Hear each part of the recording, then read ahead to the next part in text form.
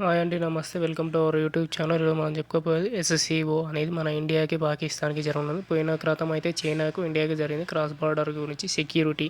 ఎస్ఎస్సిఓ అంటే షోకై corporation organisation షాంఘైలో జరుగుతుంది. Shanghai cooperation organisation అనేది చైనాలో జరిగింది. చైనాతో ఎందుకు చేశారంటే మన గాల్వాన్ లోయలో మన సైనికులకు చైనా సైనికులకు జరిగిన వివాదం వల్ల చైనాలో చేశారు. దాని గురించి మన డొనాల్డ్ ట్రంప్ అయితే చాలా వ్యాఖ్యలు చేశాడు. అయినా కూడా మీటింగ్ అనేది సక్సెస్ అయింది.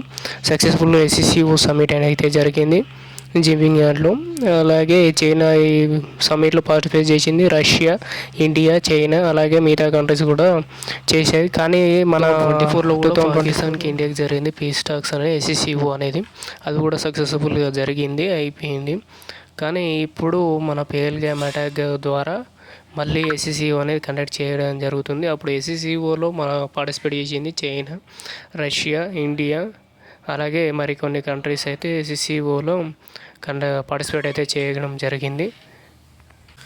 ఇప్పుడు ప్రస్తుతం పాకిస్తాన్ చేసిన పహల్గామ్ అటాక్లో చాలామంది ఇండియన్స్ అయితే చనిపోయారు. ఈ టెర్రరిస్టులని ఆల్రెడీ నాకౌట్ చేసేసారు. ఇప్పుడు మళ్ళీ సబ్మిట్ అనేది జరగబోతుంది. మళ్ళీ సబ్మిట్ అనేది జరగబోతుంది. అప్పుడు పహల్గామ్ అటాక్ నాడు మన అమిత్ షా గారు కూడా వచ్చి అంత పరిశీలించి రిటాలియేషన్ అనేది చేశాడు. అలాగే ఈ సమ్మిట్ యొక్క ముఖ్య కారణం అలాగే అక్కడ ఉన్న దేవతవేత్తలు ఆసిఫ్ మునీర్ కూడా మన ఇండియా గురించి తప్పుగా వ్యాఖ్యాంశాలు చేయడం. అలాగే ఈ సమ్మిట్ అనేది మనం పీస్ టాక్స్ చేస్తున్నట్టు కాదు, అలాగే మన ట్రేడ్ డీల్ అనేది రీక్రియేట్ చేస్తున్నట్టు కాదు. ఇది ఓన్లీ మన ఎస్ఎస్సీఓని గౌరవించి మనం చేస్తున్న వాక్యాలు. మనం అనేది ఎస్ఎస్సీఓని గౌరవిస్తున్నాం కాబట్టి మనం అయితే హాజరు కావాల్సిందే ఖచ్చితంగా. ఈ ఎస్సీఓలో చాలా కంట్రీస్ అయితే పార్టిసిపేట్ చేయబోతున్నాయి.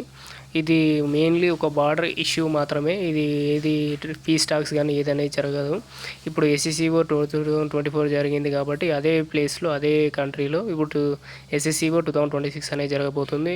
అయితే మనకు పాకిస్తాన్కి చాలా టెన్షన్స్ అనేవి ఉన్నాయి. ఇరాన్, యుఎస్ఏ ద్వారా ఆల్రెడీ చాలా టెన్షన్స్ అయితే పాకిస్తాన్కి ఉన్నాయి. ఈ పాకిస్తాన్ అనేది సౌదీ అరేబియా తోటి డీల్ అనేది సిరికెట్ అలయన్స్ అనేది కుదిరించుకున్నది. కాకపోతే ఇప్పుడు సౌదీ అరేబియా మీద ఇరాన్ అనేది అటాక్ చేస్తుంది. ఇప్పుడు మనం చూసుకున్నట్టయితే మ్యాప్ సౌదీ అరేబియా ఇరాన్ యొక్క దగ్గర మ్యాప్లో. అందుకే ఇది అమెరికా మీద యుద్ధం చేయలేదు కాబట్టి అందుకే సౌదీ అరేబియా మీద బాంబులు అయితే వేస్తుంటుంది. అది పాకిస్తాన్కి చాలా థ్రెట్.